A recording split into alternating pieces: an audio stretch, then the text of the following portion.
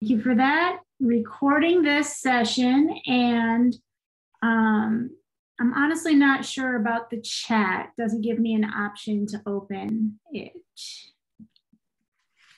So I don't know if I need work on that, Sonia, while you host, and we'll get Mary started.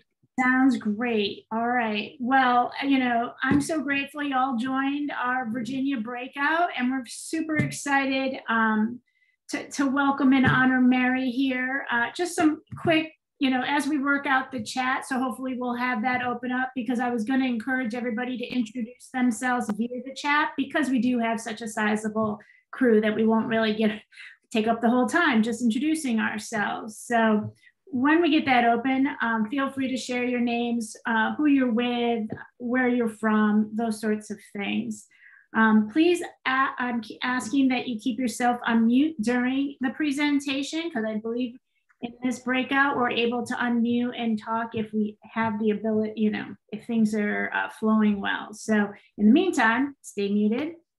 And chat any of your thoughts, questions, or ideas as we hear this. So I think we'll get off. Let me just introduce. So I think Stuart already gave a pretty good sort of overview of, you know, Mary's work in the Richmond Highway Corridor, but just, you know, we're happy to honor her with the Community Hero Award, because she's just such a strong advocate for equity and social justice in the corridor. The corridor has been a focus of significant planning effort in Fairfax County.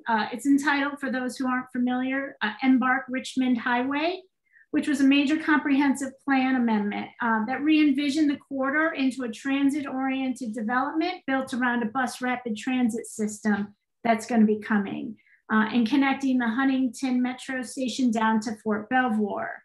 And as Stuart suggested, we participated in this plan. We were coordinating with 14 partner organizations in the corridor, you know, because we do support this enhanced transit corresponding transit-oriented development around the stations.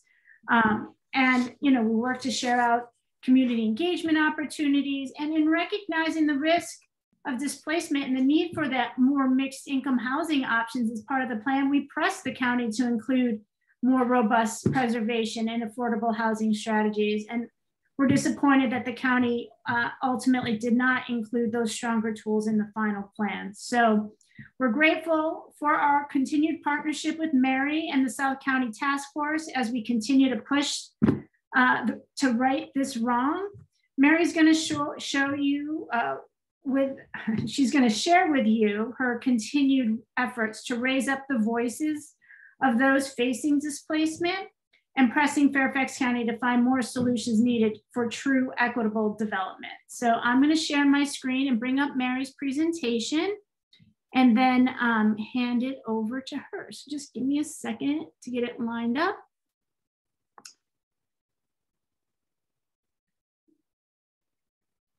Okay, Mary, you should be able to unmute yourself and then just sort of walk us through your presentation. Tell me next when you want me to hit that next slide. Mary, are you, let me see. If you need some help unmuting, let me look. There. Are you good? Yep, you're good. You're good. Okay, thank you. Thank you, Sonia. I really appreciate this award. And I'll tell you why. It's because most people give awards for long suffering hours and loyalty to an organization. And I'm kind of here to poke you guys. And Stuart knew that when he gave me the award. And I really appreciate, you know, giving an award to somebody who's going to come in with some kind of new challenges for a group of people. So thank you for that. So I'm going to tell you about the story of, I live in the Route 1 corridor, and I've been here, 20 years. And I'm going to tell you a story of how transit-oriented development can look just like urban renewal from the ground level. And I know it's a whole different concept and it's whole different intentions, but somehow from the ground, it looks very similar. And I want to do this because I want to alert people, smart growth, transit-oriented development people who I love very much, good friends, but I want to alert you all that we may be, smart growth may be damaging people's lives and families in a way that we're not all aware of, and that we really need to understand this and decide what to do about it. So I'm going to give you a tale in 5 chapters. It's going to be real quick chapters. First, the history of Route 1. Route 1 has history like nobody has history. It was a Native American footpath. It was the home to George Washington. It was a big colonial thoroughfare. You see George and Martha, and they're still here. I took that picture of them not too long ago over at Mount Vernon, and history is a big deal here. But after World War II, history passed us by. They opened up Route 95 and other places, and Route 1 kind of went into a decline, and now it's really one of the very most impoverished areas of Fairfax County. We have lots and lots of poor people, lots of immigrants, lots of people who are here hanging on by their fingernails because we have great schools, and they want their kids to go to great schools. So to the rescue comes the transit-oriented development. There's a plan to run this all the way down Route 1 from Huntington to Fort Belvoir. We're going to have these wonderful bus rapid transit stations, and around them we're going to have things called community business centers. And here's a picture of 3 of them, an imaginary picture of 3 of them, and how big they're going to be and how they're going to be massed and themes and history and different kind of themes that they're going to show. So let's go on to the first one. First one is up at Penn Daw, and this is kind of up near the Beltway on Route 1, and it's starting to develop around there now. You can see from the area, you can see some buildings that are being built, and you can see a white square on that overview shop. That's a big Walmart, that white square. And if you look over into the drawing, into the second thing, you see a purple square. That's the Walmart, same Walmart. And right next door to the Walmart, there's a mobile home park with about 100 Latino families in it. And you can see it from the air, and then you can see it right through, right underneath. You can see that's the plan for the CBC. A CBC has come down right over the mobile home park, like a big footprint. And the thing is that none of those people know about it yet. I was over there the other day, and there was a guy just moving in, and he didn't know about it. They don't know what's going on. They're going to get moved out, and they don't even know it. This is how it's going to look. And I must say, when Embark won an award, it has beautiful CBC, imaginary CBC's plans for it. It won an award, and it's really beautiful. The next CBC down is the Beacon Hill with the next slide. And that's near my house. It's right half mile from my house. And you see in that brown area, there's a lot of workforce apartments, market rate workforce, nothing, no rent control, no government subsidy, nothing. A lot of people work there, work for the county, work for the schools, work as essential workers. So development plan came in recently. It was not approved, but it'll be back. The guy who owns all that property wants to turn it into a higher, bigger mass of buildings, which is exactly what you would expect to happen as the CBCs come in. And then the smart growth with county people say, well, don't worry, because there'll be more taller buildings and all those people will get new apartments, and then there'll be more apartments for richer people, and it'll all work out.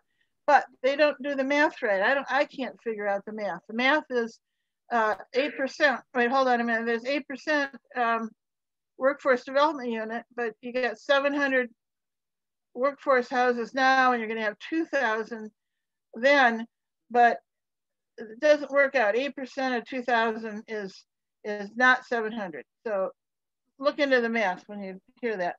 Okay, next one. Talking about community. One thing we found in working with Route 1 community is this very important kind of intangible thing. It's like something that can be so easily destroyed, and yet it's so valuable. And I was talking to our chair of our executive director of our Chamber of Commerce, and she didn't understand community. She said, "What? That's so negligent, so amorphous a concept. What is it?" Well, to these folks down in this other trail park in Ingleside, it is everything. It is everything to live with people who have a support network with you, who are your schools, who are your doctors, who are your childcare, who are your, you can walk to the bus stop, walk to the church. I mean, that's why they live there. That's what they love. And you see their trailer park, you see it's under a sign next to it. It's outside of the CBC area, but the county wants to mass it up with some other land that's inside and make a really, really big development there and take out the community. Okay, next slide. So this is what the community is telling us. Because of the pandemic, we couldn't bring community people to the meetings. We recorded them. We brought the recordings in. We have lots of these recordings. Sonia's going to play one person from that trailer park. Okay, yeah, give me a second because I'm going to switch to the other screen to share this video. And meanwhile, we can't seem to get this chat unstuck, which is disappointing. We're going to keep trying. It's one of our security settings. Sorry, folks. This is going. It seems that I don't have the link lined up, but I know I do. Why is it not in here? Oh, I know why. Why is it not there? I knew this was going to give me grief. Stuart, do you have access? No, let me see. I don't. I'll let you keep working on it. Okay. Let me. Yeah, so go ahead. I could go on and we can bring it up when it comes. Hold on, I'm just going to copy the link and I just need to open a new window. While you're working on that, today there was a presentation in Northern Virginia Affordable Housing Alliance by Loudoun, Fairfax, Alexandria, and Arlington. The good news is they are finally much more aware of what they need to do. We'd already lost so many affordable units in each of these jurisdictions, especially Arlington and Alexandria. And, they were definitely behind the curve, but I think they've heard this need. Sonia, let me know how it's going. I think I'm good. I'm going to share this video. This is a couple who lives in one of the mobile home parks because this was an opportunity. Mary wanted to hear the stories of those who are on the ground who are being impacted by this. So let me start that. Hopefully you see all that. Since 2016 with my wife and my 2 kids, we live in Mellon Street. We chose to live here instead of living in an apartment because I've been living in an apartment for a while and it's so much different to live in my beautiful mobile home here. The community is so great. We make this place like it's a whole one family. All we know each other and we work so hard to buy the house. We work days, nights, 3 jobs, saving money, and finally we bought it. And we live here so happy. We happy here, and we want to be here for us and for our kids too. They love to live here. One goes to Whitman Middle School. He's 13 years old. He's so happy to live here. My younger kid, he's 10. He goes to Willie Hills, and they love this area. We love this building. We don't want to move, and now my wife and I, we've been thinking and we talk every night what we're gonna do. We want you, everybody, to see us and help us to that way we stay together as a community. She worked for Fairfax County Public School, and I work in a restaurant as a professional training. I worked there for 20 years, and I've been living here for almost all my life, and I love to live here. This is a beautiful place to live. I paid $22,000 when we bought the house, and we fixed a few things, and we spent another $10,000. Total would be like $30,000. We worked so hard to get the money, days and nights. Hi, my name is Oscar Pinto. I live here since. That's done, I think. Yeah, I just got to get back to the presentation, but you guys can chat while I open that back up. This one. While we don't have the chat, you can definitely raise your hand to ask questions. and share ideas as soon as Mary's done. And I also wanted to share, you know, I know Mary, you might want to touch on this, but there are two other links here. The presentation will be shared. So I encourage you to check out some of the other videos of individuals sharing their stories as well. I don't know if you wanted to share more on this screen, Mary. Okay. I don't want to share any more videos, but you can do the next slide. And I just want to mention the scale of this. This is, you know, we're really personalizing it, but there's 4,500 market rate affordable units affordable to families under 60% AMI in this Route 1 area, basically, that are very much in danger of being either redeveloped or just having the rents go up. And there's 1,000 mobile homes along Route 1. So it's not just a few people that are in danger. So we have a thing in Fairfax called One Fairfax. It's our equity policy, and it's very slowly shuffling its way into the area of planning and development. And two big questions that we must ask under that policy. One is, who is at the table in deciding about projects and policies? And this is not the Embark table. This is the tables that we set up down at Bethlehem Baptist Church for community meetings. And we asked folks what they valued in their community and what they wanted to see in their community as it develops. Nobody else asked them that, but we asked them that. And they came up with a gazillion ideas, and they were very smart ideas. And it's important for these people to be at the table and to be asked that question: how do you want to see your community develop? The other question is, who benefits and who is harmed by a development or a policy? So those people are all in this picture. This is the back to Angleside Mobile Home Park. A guy with a piece of paper, that's the owner, the park owner. And we had a meeting there, a big meeting, outdoor meeting. And he told the park people that if he can get upzoned, if he can just get his zoning increased through this development process, he can make a couple million extra dollars when he sells his property in about 5 years. He said that it's worth a lot. He's going to be benefited by this.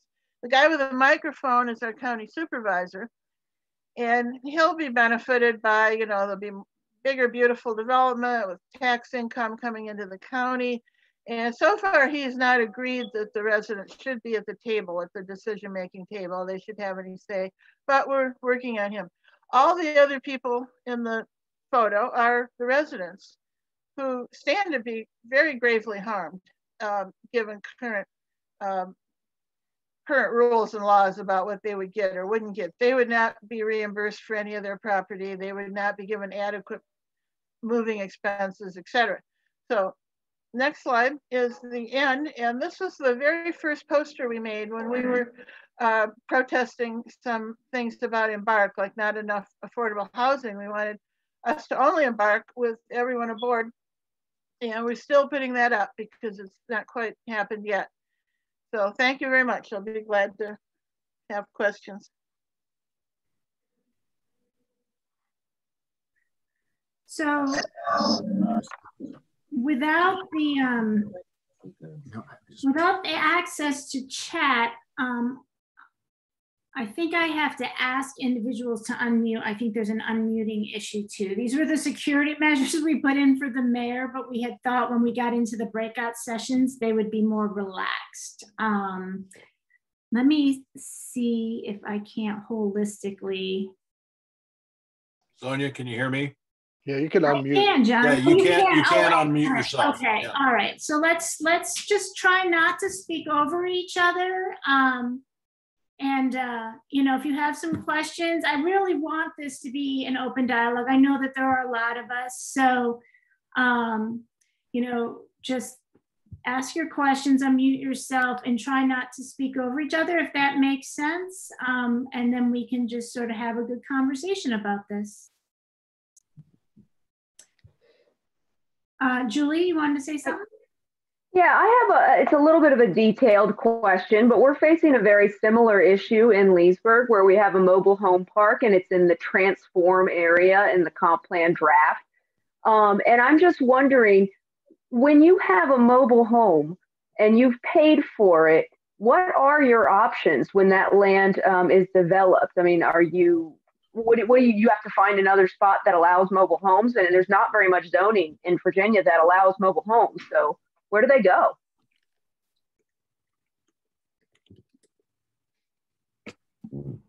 Mary, you're on mute. Oh, sorry. Hold on.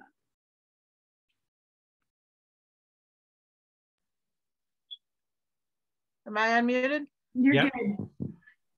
Okay, yeah, there's very few places they can go in Fairfax County. The state law right now requires that if people are displaced by the sale of a mobile home park, they get about $3,500 in moving expenses, but the older homes often cannot be moved. And in fact, it costs $5,000 to $10,000 to move them. And if they're forced to walk away from their home, they get nothing. So it's very unfair laws and rules. It really needs to be changed. These laws were developed back when the mobile homes have wheels. So they have not had wheels since the 70s. And it's just an amazingly unfair system. Mary, did you say that Fairfax has got their preservation task force? One of the things they're looking at are these communities and these issues. It is, and I'm really trying to get on that task force. And they haven't put me on it. So if y'all want to lobby for me, I'd be glad to. By the way, in case they're interested in weighing in, Anita and Abigail on this team with Partners for Economic Solutions may have some finance issues for us to help us out, finance solutions, let's say,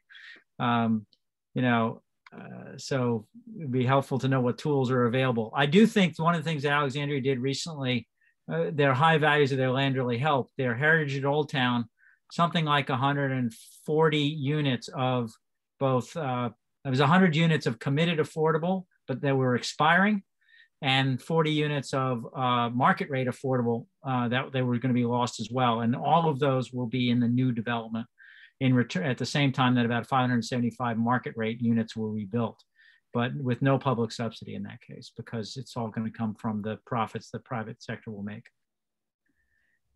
I think there's a lot of ways people can make this more just, but so far we're still trying to get people to understand the idea that there should be some justice. And that my big question is, when there's a huge government-funded infrastructure project that comes down the road, like Embark, like the bus rapid transit, the highway widening, and all the development that surrounds that, that's all funded by federal, state, and local funds. Isn't there some kind of a way that, or a responsibility the government has to kind of balance who's harmed and who is benefited by that? You guys might know more about that than I do, but it seems very unfair the way it's happening. I think, go ahead. Well, we've seen in Charlottesville, their Habitat for Humanity group has been working very hard to preserve and upgrade a mobile home community of largely Hispanic homeowners. And they've been patching together financing from low-income housing tax credits and city contributions and county contributions. And it's a struggle. It's not something that you can do just as a private entity, but there are a few tools out there that can help. Yeah, and I would just add to what Anita, my partner, just said there. So Anita and I were hired by Fairfax County last year, right prior to the pandemic, to look at the Richmond Highway corridor, and they did not ask us to look at housing. Anita and I, just because we're those people, we care about it a lot. We did do residential projections, and we made a point of discussing the fact that affordable housing, even though it was outside our scope of work, was a real critical need, and that the mobile home parks that were there were actually a large customer base for some of the really valuable diverse retail that you have along the corridor. So our report actually talks about that and sort of helps to, Mary, for your purposes, is a place where it's been approved, it's gone through the Board of Supervisors, and it's going through implementation now. And so it's just a place where you can say a third party consultant group talked about the market conditions, and we talked about the residential growth that could potentially happen in this area. And then, you know, just the fact that this is a customer base, that you, that the folks who are in these are really important because they walk to and they create a diversity of the retail, which helps create that authenticity of place that's going to be so critical when the new streetcar comes into place. So I hope that that can be some benefit to you, but we did notice that it wasn't in there. We did have conversation with the elected officials about the fact that those things weren't mentioned in our scope of work, but we're talking about the EDA report that came out in January, the market report? The market study, yeah. I read that, and it was interesting because it did note that many of the small businesses may not survive this consolidation of land and the building of larger, newer buildings. They may not be able to afford the rent. Correct. And so a lot of the little taco shops and beauty shops and whatnot that make a community, yes, will likely, you know, I think you recommended giving them a subsidy. And I don't know if that was approved, but you know, that's the thing. This big blocky stuff not only takes away people's homes, but it busts up their community. And the word cultural displacement is a term I've heard used recently, and that's kind of what gentrification is about. It takes away your community and your culture if it displaces you. And I think the locations of the mobile home parks are really critical along the Route 1 corridor in terms of where they sit and their position at each of the embark stations, and even when it was planned in terms of a community that would be served. So I think you can take things like the embark plan and like the study that we did and help to consider to, you know, bolster your argument. At least that would be my hope, Anita. And I, you know, there's only so much we can do outside of our scope of work, but I would say to you that I found in Fairfax County, the decision makers and the Board of Supervisors to be, to have an ear for it, to be, like you were saying, they can be shaped and convinced with an argument and enough information. And I think that they're starting to see this as a real issue. I would say that you know, Anita and I work all over the nation with these issues. She was talking about Charlottesville. We just finished a project in Queen Anne's County on the Eastern Shore of Maryland, you know, for example. So we're all over the place and we see varying levels of commitment from elected officials. And I would say that you might be in a place where you could help turn them around that corner and get them there. So I don't know, that's just my 2 cents. But I'll have to follow up with you. I hope that's true. Yeah, send us an email.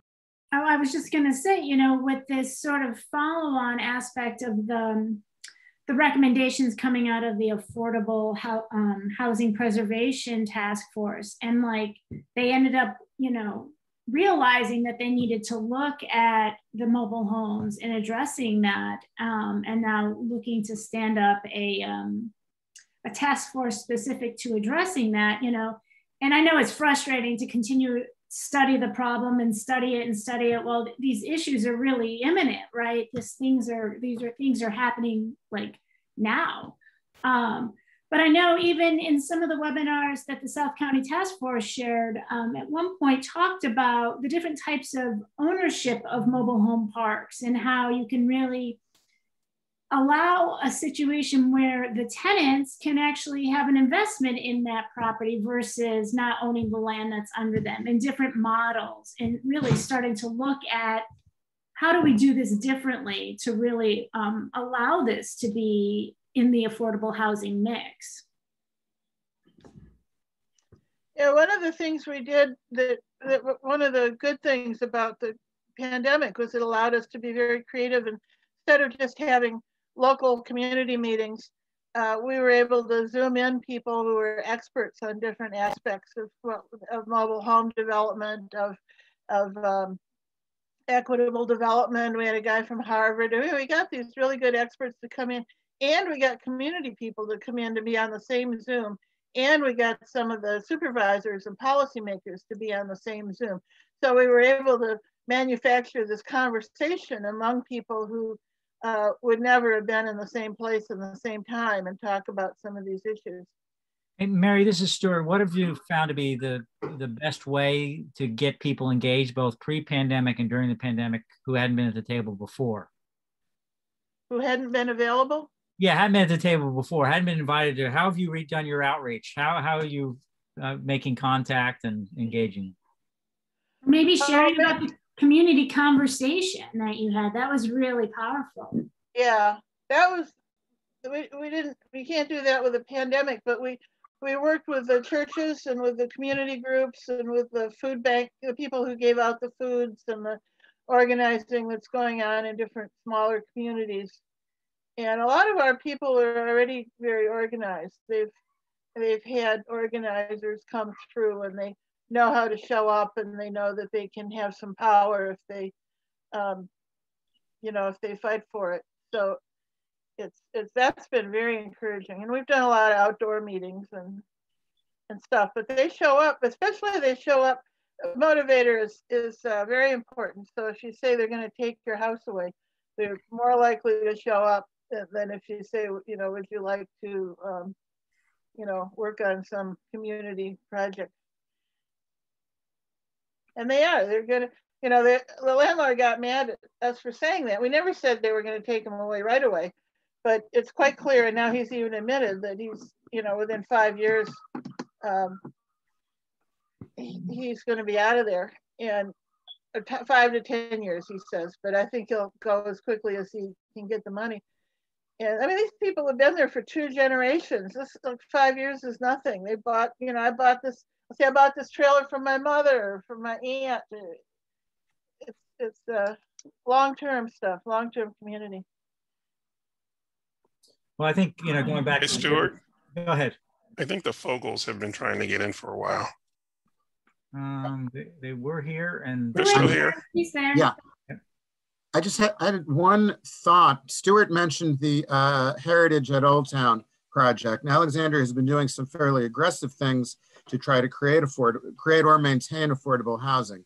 Right now, we have a candidate for council in Alexandria who is opposed to Alexandria's initiatives, and he specifically calls out that Fairfax hasn't signed on to the COG goals. So these things play from jurisdiction to jurisdiction. It would help us in Alexandria if there was more success in addressing and committing publicly to the affordable housing goals in Fairfax, I think. I'm not sure how we work that out, but that is a concern I have.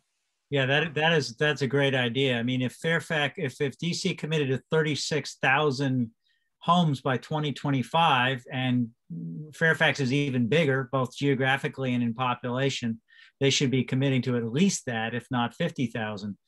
And their scale is nowhere near that. And a lot of the opportunity is actually, honestly, in these commercial corridors, these acres of parking lots, and they really haven't worked the math to do it right. We also, by the way, it's a shame we're so late in this quarter, because I think we've come to the conclusion as activists that we're going to keep our transit ideas quiet until the housing people are in there and doing their preservation strategies first. And that even having a comprehensive plan, sector plan process ought to wait until the housing strategies are in place. Now, yeah. We couldn't get 15%, even WDU and Embark. We've got an old policy around Huntington Metro, which is now going through its SSPA, its planning process, and there's not nearly enough affordable housing required in that area. And I mean, we really need, I don't know, nobody's working on this right now. Nobody's trying to get that raised. Well, it all goes together. And, we've been talking to all parties, you guys, the local developers, WMATA.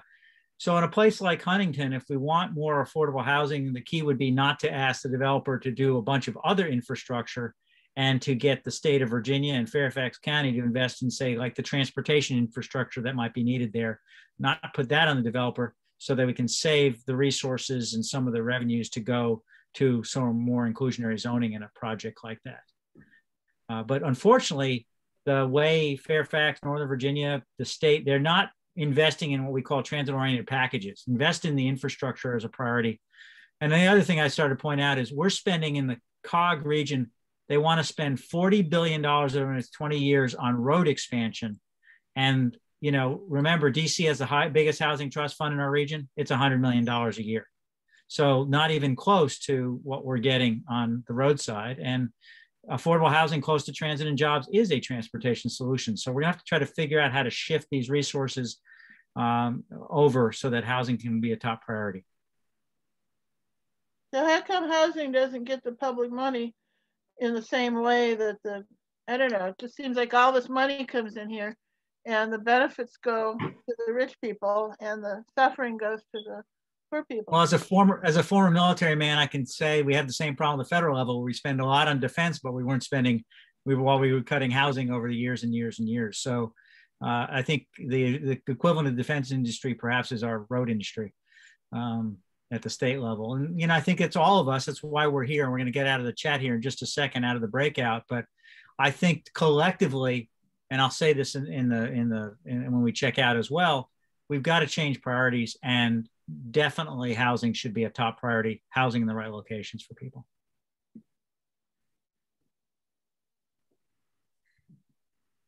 By the way, we'll be closing in a minute. We're going to try to go to a more social events next after after today's is over. We'll schedule some more social things. Yeah, well, thanks everybody for joining this conversation and having, Mary and I were talking through it. Like, we really wanted to talk to this community and hear what others are thinking and feeling, and how we can work together on these issues, because, they're really critical. So thanks for joining us. And thank you, Mary, for all your work. Thank you, Sonia and Stuart. Appreciate this opportunity to have a chat with people. Good.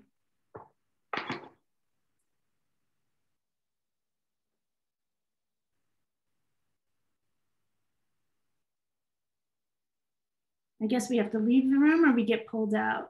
Yeah, get pulled out. 6, 5, 4, count down. Or maybe you click that leave room. Yeah.